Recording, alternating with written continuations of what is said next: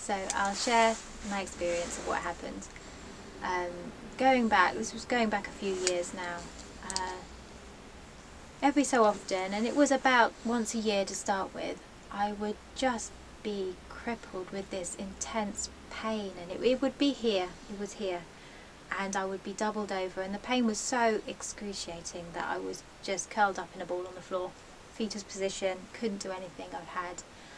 The paramedics called out, rushed into hospital, and put on drips with really powerful painkillers. They took bloods, they found nothing. Eventually, by the morning, I was fine. So they sent me home. They didn't know what it was, sent me home. And this happened 4 times I was in hospital. Same thing. The 4th time, one of the consultants, I remember him because he had a trainee with him. So he was trying to be really thorough and really proper in front of this young lady he was training. And he was having a good prod. He was prodding around here, really hard. It was quite painful. And he said, I can feel something. I can feel a mass on your ovary. It's quite large. And he had the student have a feel too. And they were comparing to the other side. So yeah, there's definitely something there. So he says, okay, well, worst case scenario, it's ovarian cancer.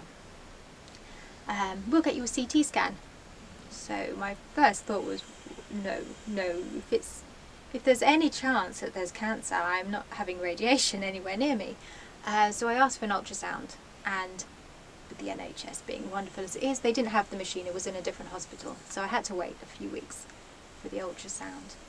And I got it, and the sonographer was lovely. She showed me, she had the screen up, I could see there was this big white lump, and she measured it. It was 5 centimetres diameter, so the ovary is 3 centimetres diameter, so that's quite a big lump.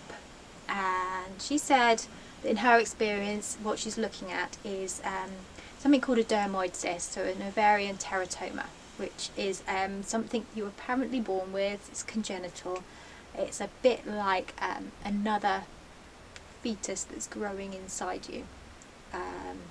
So I don't know if you've seen these horror stories where they've cut these things out of women and they've got deformed teeth and hair and eyeballs and things in them.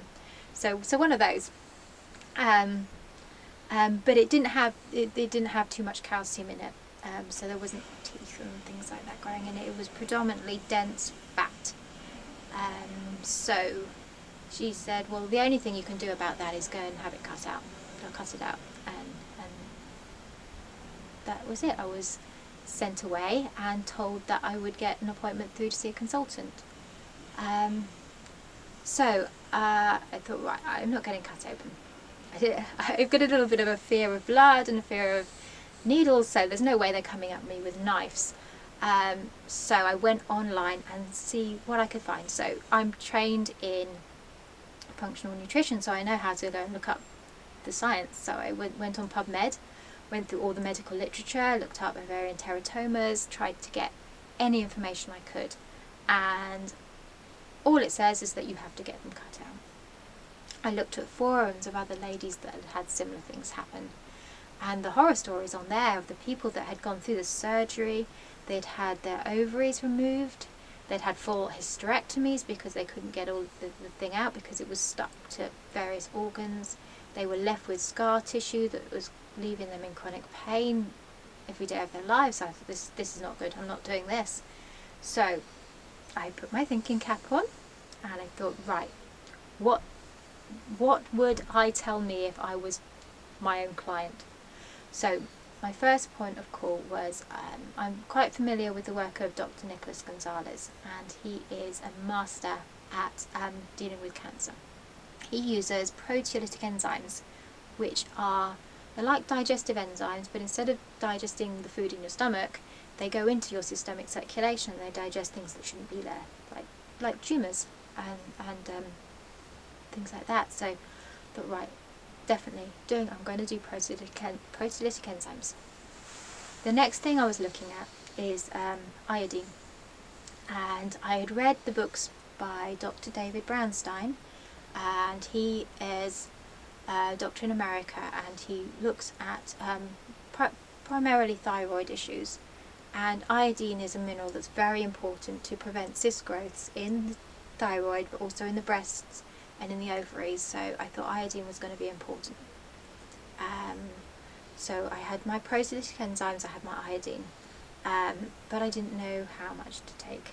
So I had to go and see somebody who can do muscle testing, it's kind of like kinesiology, to figure out which particular enzymes I would need to take and how many. So I did that, and I ended up taking, I was on 18 proteolytic enzymes each day, and that was made up of 3 different types, 3 different enzymes. That was the reason for taking those, was I wanted to dissolve the wall around the growth. So I'd read in terms of cancerous growths, they create this film, this membrane around them, which is charged in a specific way so that the immune system doesn't recognize it as foreign. So it just leaves it alone and lets it carry on growing. So I took the enzymes to try and break down this wall. I took those for 2 months, and then I didn't need them anymore. So I got nausea after taking them about 2 months in, and I thought that was my indication that I didn't need them anymore. I carried on taking the iodine. I was taking potassium iodide every day as well. I also knew quite a bit about grounding, earthing, so I made sure that I went outside barefoot on the grass every single day that I could. Even in the rain I did it. Even sometimes had my hands on the grass as well, just to try and get as much of that of those electrons from the ground as I could. I went to the beach because I live on the coast, so I walked barefoot on the sand and in the sea, because that's also a great way to get all those negative electrons into the body. And I invested in a grounding mat, which is it's about the size of a pillow, and you plug it into the earth in the wall, in a plug socket in the wall. So I had that, and I wrapped it around myself while I was sitting at my desk working on the computer, and I slept with it on me as well. So I felt pretty much grounded the entire time, except when I had to get up and put the kettle on and things like that. I was connected to the wall, so I only had a certain distance I could go. So I used that as well. And the other thing I did is, the friend who did the muscle testing for me suggested we check to see which foods would be best for me to eat. I already knew that I wanted to keep my insulin level as low as possible, so that this thing wouldn't grow, because insulin triggers things to grow in the body. So I was eating a very low carb diet. I wasn't eating any of the grains or any of the starchy carbs. I was getting all my carbs from vegetables, and I was eating quite a high fat diet as well, because I wanted to maintain very low insulin whilst I was dealing with this problem. Checking which foods were going to be best for me, we checked my top 7 foods. I don't know why he chose 7. He chose 7, and I had broccoli, watercress, kale, Swiss chard, blueberries, aubergines, and the red purpley onions. And the next one on my list was radishes, because I wasn't satisfied with 7. I wanted to know what the next one was, just in case. So anyway, I focused on those foods. I ate them every day, tried to incorporate them into my meal at some point during the day, every single day. So eventually I got my appointment to see the gynae consultant. It was about 2.5, 3 months after the scan, efficient. And I went to see her. It wasn't the consultant, it was the assistant consultant. And I went in. She had a bottle of Diet Coke on the desk in front of her. So that was a sign to me straight away that maybe she didn't know what was right for health. But she insisted that based on the scan, I would need surgery. So she was going to write the letter to get me booked in for surgery. So I said, whoa, no, I don't want to do surgery. And she said, well, you have to, because it's going to keep growing, and eventually it's going to go gangrenous, and you'll be in a really bad way, and you might die. And but no, it's been nearly 3 months since I had that scan. I'd like to see if it shrunk at all, because I've been working on it. She just laughed at me. She thought I was stupid. She thought I was insane. She said, there's nothing you can do to make it shrink. It will never go. It will keep growing. And she really changed from being all friendly and lovely and we'll fix you, we'll cut it out, to being quite aggressive and using a lot of fear, trying to scare me into the surgery. But I didn't want the surgery. I stood my ground. Eventually she conceded and she said she would arrange another scan, because it had been quite a long time between the scan and the appointment. So the scan was booked. I went along to that. It was about 5 months after the first scan.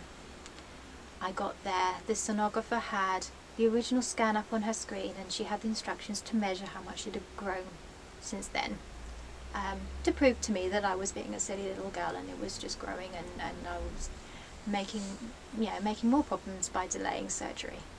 So she starts the scan, and it wasn't the same sonographer, so I couldn't see the screen this time. She said she had to leave the room and go and get somebody. So she came back in with her superior, and they were both there, and they were looking confused, and I was thinking, maybe it just shrunk a bit, maybe that's what's confusing them. And after a lot of prodding, poking, looking very, very confused between the pair of them, they both concluded they couldn't find anything there. It's gone. The whole thing had completely disappeared. There was nothing there, just the normal healthy ovary with nothing attached to it at all. And yeah, it was in that position. It's very hard to do a victory dance, but I was definitely doing it in my head. I think this is amazing. It's actually gone, and I was hoping for a significant shrinkage just to get them off my back so I could continue, because I had no idea it had gone. I thought I had shrunk it. And I was visualising. I'd used a lot of visualisation as well, and I was visualising this thing shrinking and dying while I was lying in bed at night. So I would wrap myself in my earthing blanket and I would visualise this thing as a monster with big goggly eyes, and it had orange spiky hair, and it had arms, and it had fangs. It was a cartoon monster. It wasn't that scary, but I imagined I was blasting it with this purple coloured light, and it was shrinking and its arms were flailing and it was going, I'm dying, and it was just shrinking away, and I was doing this every night. So I felt really confident that it had shrunk. When I went for that scan, I was really, really positive, but to find out it was gone, it was more than I was expecting. Nobody in the hospital was interested in how I'd managed it. They just thought it was a bit of a freak of nature, and I was very, very lucky. But I knew that it was a result of what I'd done. And I didn't really understand what I'd done because I had done so much. I threw everything I could think of at it. So I didn't really know what specific things had worked. And maybe all of it was needed. But it did take me a long time to work out how it worked. And soon after I had healed, I went to see a lecture. I went up to London. There was a lecture at the Royal Society of Medicine, and it was Dr. Deanna Minnick, and she was speaking on phytochemicals, phytonutrients, and the colour pigments in foods. And I was quite intrigued by that, so I went along. And she was talking about, she uses something called the seven systems of health. So she splits the body up into 7 systems, and they correlate to colours, like the rainbow. So you have the red, orange, yellow, green, blue, purple, white, and each system is linked to specific parts of the body. It's linked to certain foods and certain nutrients, and also to various emotions and lifestyle things as well.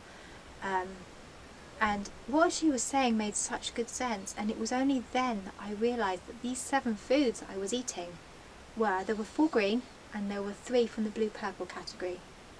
And when she was explaining what those systems related to, it really started to make sense, because I had these green foods, which I thought, they're supporting my liver's detoxification process, because that's what my science brain was telling me, because they have these compounds in them that are good for detoxification. But I think the colours were actually working on my heart chakra as well, because I had, at the time, well, before I had healed, I had very low self-esteem. I had very low self-confidence. I didn't really think very highly of myself at all. I had no self-love.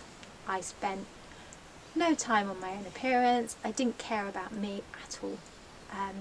I gave all my energy to my children and to friends, and did everything for everyone else, did nothing for myself. There was a real imbalance in that area for me, and that's why I needed all this extra green to help rebalance myself. The blue and the purple are very much linked to the insight system, which correlates to the intuition and those kind of things. And I was connecting very much to my intuition at that time, because I was focusing everything on the science.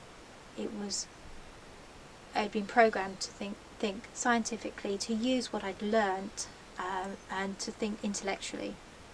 I wasn't using my intuition, so I was not always getting the right results, and I had to learn how to use my intuition, how to trust my intuition, and that is very much supported by blue-purple foods.